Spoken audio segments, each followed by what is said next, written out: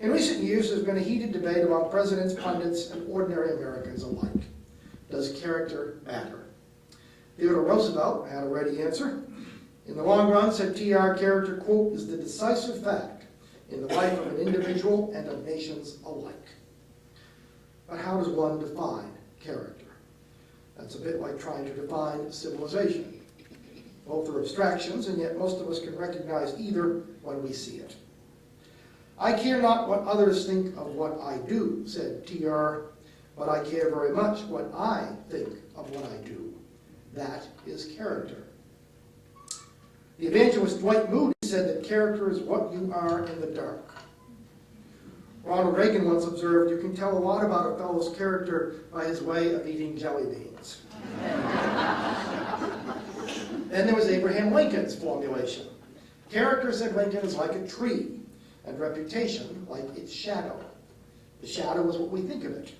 The tree is the real thing. The tree of character is at the center of a debate as old as the Republic. Consider the charges leveled by one Connecticut newspaper at Thomas Jefferson in 1800. Should the then Vice President of the United States defeat incumbent President John Adams, it warned, quote, murder, robbery, rape, adultery, and incest will all be openly taught and practiced. The air will be rent with the cries of the distressed, the soil will be soaked with blood, and the nation black with crimes. You think we invented negative campaign. Then as now, democracy was an equal opportunity abuser. So Jefferson supporters spread the theory that the story that Adams had married one of his sons to a daughter of King George III, the first step toward reuniting the United States with its mother country. For good measure, they portrayed the squat, charismatically challenged Yankee as a lecherous old man who would dispatch a diplomat to England on a U.S. frigate to procure 4 mistresses, 2 for the president and 2 for himself. Interesting, Adams was not known for his sense of humor or a thick skin. Read that story and for once saw the ludicrous aspect of it. And he said, for the life of me, I feel badly. I don't know where my 2 mistresses are. Sex is a perennial in the debate over character, though also arguably a poor leading indicator of presidential performance. In office, I might add.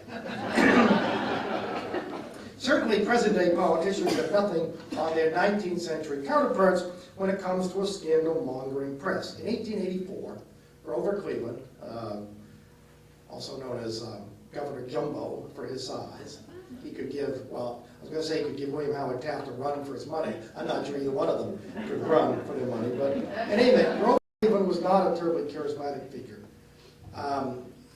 In the course of the campaign, he ran against a man named James G. Blaine, a Republican from Maine who was enormously charismatic, the most beloved figure since Henry Clay, who also didn't get to be president.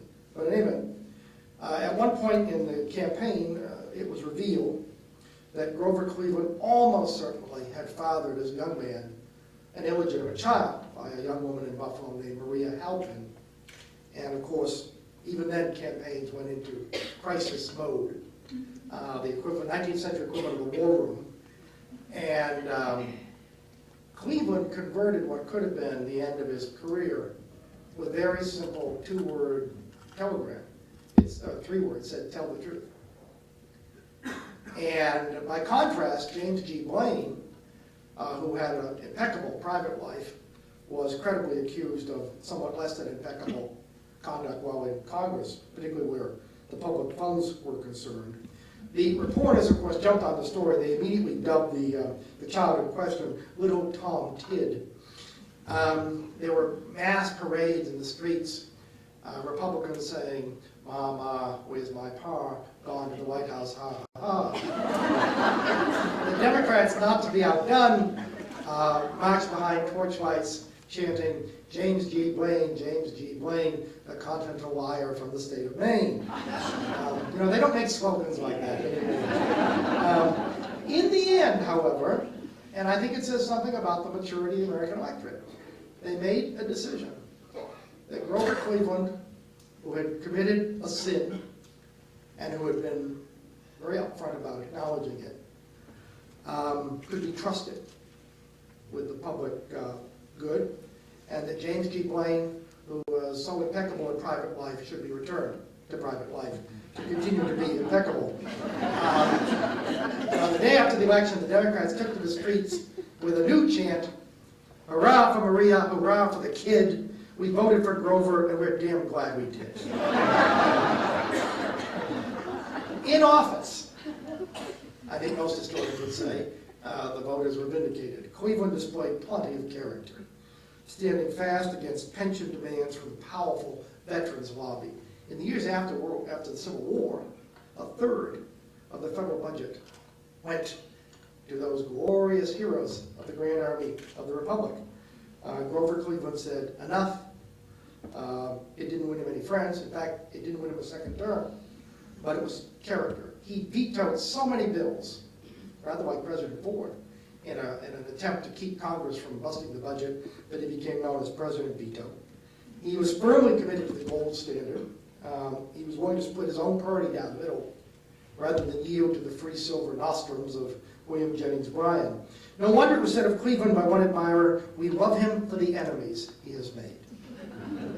And on his deathbed, utterly in character, Cleveland's last words were, "I have tried so hard to do right." Character, I hasten to point out the obvious, is not perfection. In fact, I would argue often one side of character is a willingness and an insight to acknowledge one's own imperfections, and as a result to be, if anything, more empathetic with other imperfect people. Abraham Lincoln put it best. He said, "It's been my experience that people who have no vices generally have very few virtues." We all know about FDR and his polio and the popular notion for a very long time, and it still is among many, that it was that searing ordeal of lying flat on his back for 3 months trying to wiggle a toe that put steel into FDR's character, that the man who ran for president in 1932 was very different from the callow figure who ran for vice president in 1920. I will throw out a heretical counter-argument. Not either or, but and.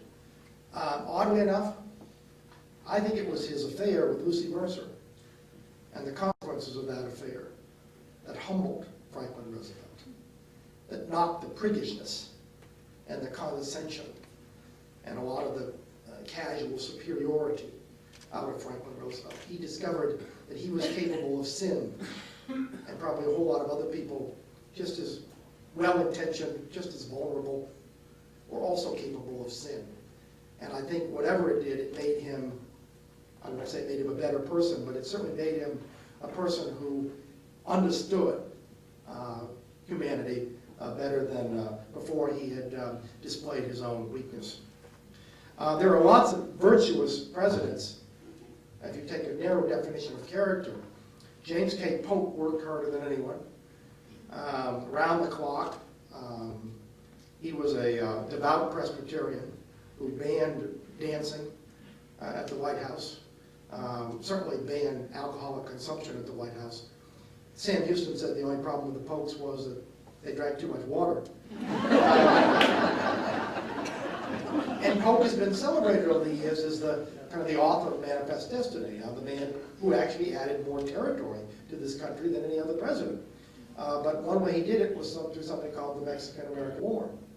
And then questions arise about his public character. Abraham Lincoln, who was then a young congressman, obscure congressman from Illinois, introduced what he called the Spot Resolution. And it was very simple. It was to demand the President of the United States identify the spot when Mexican aggression occurred, justifying an American response. Well, it never got out of the House for partisan political reasons.